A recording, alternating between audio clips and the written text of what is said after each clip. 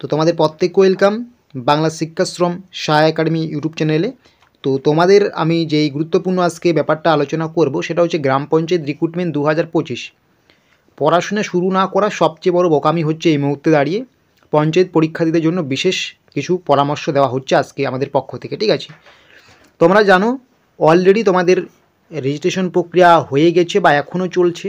তোমরা চাইলে পঞ্চায়েতের যে অফিসিয়াল ওয়েবসাইট সেখানে তোমাদের যে ডকুমেন্টস রয়েছে সেই ডকুমেন্টস দিয়ে রেজিস্ট্রেশন প্রক্রিয়াটা সম্পূর্ণ করে রাখতে পারো।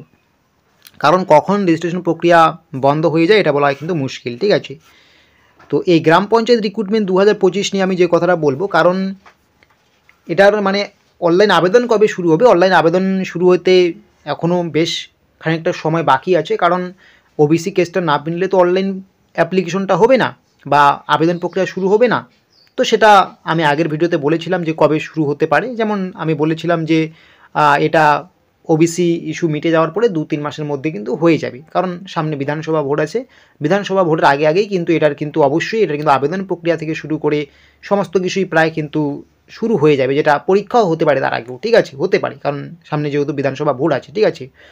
তো এই পঞ্চায়েত রিক্রুটমেন্ট নিয়ে সবথেকে যে গুরুত্বপূর্ণ কথা সেটা বলার আগে আমি তোমাদেরকে বলবো, তোমরা কিন্তু অবশ্যই 1 ইয়ারের যে আমাদের মক টেস্ট সিরিজ রয়েছে এই মক টেস্ট সিরিজটাকে নিতে পারো। এখানে তুমি নিয়মিত মক টেস্ট দিতে পারবে। 50টার বেশি পরীক্ষার জন্য তুমি মক টেস্ট দিতে পারবে। SSC, MTS, RRB, NTPC, RRB group D, KP constable, PSC clerkship, WP constable, ICDS anganwadi, PSC miscellaneous, WB civil service, এবং সাথে তোমাদের যে পঞ্চায়েত আছে সেই পঞ্চায়েত পরীক্ষার জন্য তোমাদের কিন্তু এই মক টেস্ট সিরিজটা খুবই কাজে লাগবে। সাথে তোমরা চাইলে পিডিএফও নিতে পারো, ইবুকগুলোও নিতে পারো, সেগুলো ফ্রিতে দিয়ে দেবো, ঠিক আছে? তোমাদের ফুল কোর্স পড়ছে 151 রুপিস পুরো 1 বছরের জন্য। তুমি যদি আরও বিস্তারিত জানতে চাও এই নম্বরে একটু যোগাযোগ করবে 7501559841, অথবা মক টেস্ট সংগ্রহ করার জন্য ভিডিও ডেসক্রিপশন বক্সটা চেক করবে, সেখানে আমরা দিয়ে দিয়েছি লিঙ্ক, ঠিক আছে? তো গ্রাম পঞ্চায়েত যেটা নিয়ে বললাম তোমাদের রেজিস্ট্রেশন চলছে, তোমরা করে নাও, এখনও করার সময় আছে। তো এই মুহূর্তে তোমাদের যেটা আমি বলবো যে পড়াশোনা শুরু না করা সবচেয়ে বড় বোকামি, ঠিক আছে? কেন বোকামি? তোমরা যারা পঞ্চায়েত রিক্রুটমেন্টের জন্য পড়াশোনা করছো বা আবেদনটা করেছো, তোমরা শুধু যে পঞ্চায়েত পরীক্ষায় বসবে এরকম কিন্তু না, তোমরা কিন্তু পিএসসির আরও অন্যান্য পরীক্ষায় বসবে, ঠিক আছে? পিআরবির অন্যান্য পরীক্ষায় বসবে, পুলিশের পাশাপাশি আরআরবির পরীক্ষায় বসবে, বিভিন্ন পরীক্ষায় বসবে, ঠিক আছে? তো বিভিন্ন পরীক্ষায় যখন বসবে তুমি কেন পঞ্চায়েতের জন্য পড়াশোনা করবে না? সিলেবাস হয়তো এক্সাম প্যাটার্ন বা কোশ্চেন প্যাটার্ন একটু আলাদা থাকতে পারে, তো একই তো জিনিস থাকছে, ম্যাথ, ইংলিশ, রিজনিং এগুলোই থাকছে, তাই না? তো আমি বলবো অবশ্যই পঞ্চায়েত এক্সামটাকে টার্গেট করো, কারণ এটা রাজ্যের মধ্যেই জবটা হয়, ঠিক আছে? খুবই সুন্দর একটা জব, যদিও এখনও এর আবেদন প্রক্রিয়া থেকে শুরু করে ফুল নোটিফিকেশন এখনও সেরকম আসা শুরু করেনি। তবে পড়াশোনা শুরু না করে শুধু ভাবা যে হবে কি না, আবেদন হবে কি না, এরকম ভাবাটা কিন্তু সবথেকে বড় বোকামি। এটাই হচ্ছে সবথেকে বড় বোকামি। যারা গভর্নমেন্ট জব পায় তারা কিন্তু এই সমস্ত বিষয় না ভেবে তারা কিন্তু সবার আগে নিজেকে প্রস্তুত করে রাখে। পরীক্ষা যখন হবে তখন তারা বসবে। আর পরীক্ষা যদি যে পরীক্ষার জন্য সে প্রস্তুতি নিচ্ছে সেই পরীক্ষাটা না হলেও তার কিন্তু কোনো লোকসান নেই, সে কিন্তু আরও অন্য পরীক্ষায় বসতে পারছে, তার কিন্তু এক্সট্রা একটা নলেজ থাকছে, ঠিক আছে? তো এটাই বলবো, পঞ্চায়েত পরীক্ষার জন্য যারা রেজিস্ট্রেশন করেছো পড়াশোনা না করে চুপ করে বসে থাকা সবচেয়ে বড় বোকামি হবে।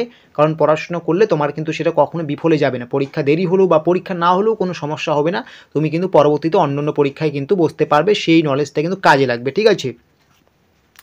পঞ্চায়েত পরীক্ষাদের জন্য কিন্তু এটাই সেরা পরামর্শ।